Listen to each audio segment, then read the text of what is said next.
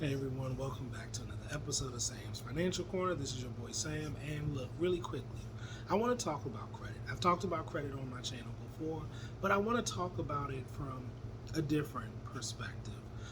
There's always the debate about some people. I have a friend who's like, I don't use credit cards, I don't believe in them, I pay everything with cash. Other people who say credit cards are useful if you utilize them correctly, and I'm more for the latter. I'm not saying if you have the cash, definitely pay it, don't charge it. But I think we've gotten the use of credit cards wrong and credit in general.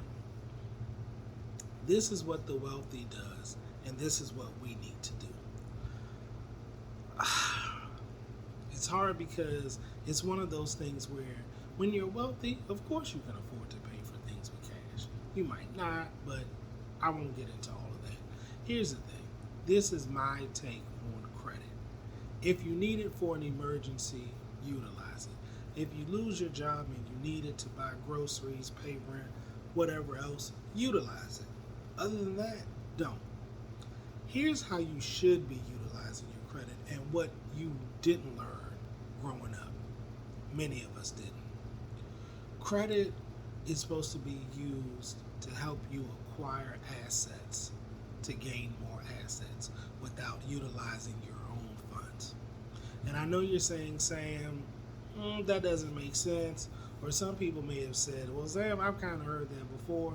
Let me tell you, it's the truth. And here's why. If, let's say, I want to purchase an asset, I'm just going to come with, let's just say there's a REIT. And REITs are real estate investment trust. And let's say, for example, there's one I want to invest in, and it's $50,000.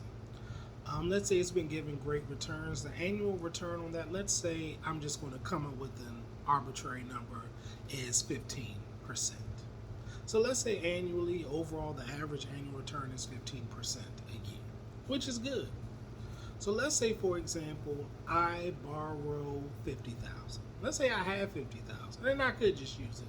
But let's say I borrow $50,000 at a rate of 8%. I borrow the $50,000. I invest the money in the REIT. The REIT has an average return of 15%. I borrowed this $50,000 at 8%, and let's say I just pay it all off, or I pay it off over time, etc. Here's the thing. I just use that $50,000 to acquire an asset that's returning 15%, and I have a loan that's 8%. I yield 7% off of that.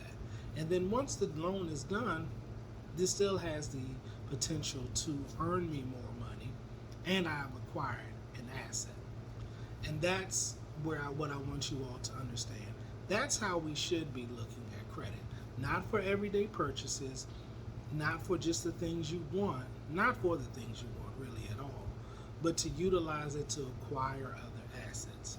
Now, some people may say, Sam, that may not be realistic for everything. It may not. But here's the thing. I utilized an asset. I utilized credit to acquire an asset that I now own. And let's say it doesn't yield me enough. Let's say the average return is 15, but let's say over the time span that I have it, it yields only 10. I'm still having 8, I still gain 2%. 2% more than what I had before. So let's say even after I'm gaining 10% on the investment, the loan is 8, I'm gaining 2%. And let's say I'm like, I no longer want to hold this asset, so I sell it. Of course, there are going to be fees, but let's say there are none. We're just doing what ifs. I still gain 2% on money that I borrowed.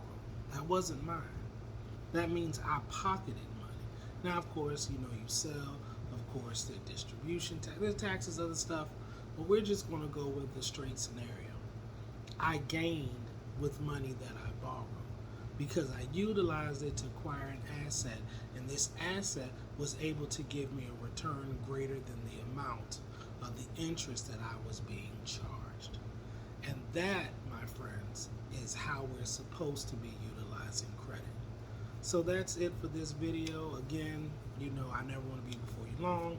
Please like, comment, subscribe, share. Please take time to look at my other videos. I put a lot of time and energy and thought into what I do. I really want to grow my channel over the next couple of months, years. I really want to have, I know a lot of people want millions of followers, and I just want a core group of people who are like-minded like me, who realized we weren't raised, or not raised, or given the knowledge we need in order to live life successfully. And I want to create a community. So I hope you'll be part of my community. I'm really excited for the content I'm going to have moving forward. And I guess that's it. Well, thank you again for watching. Please like, comment, subscribe, and share. And I'll see you in the next video. Take care.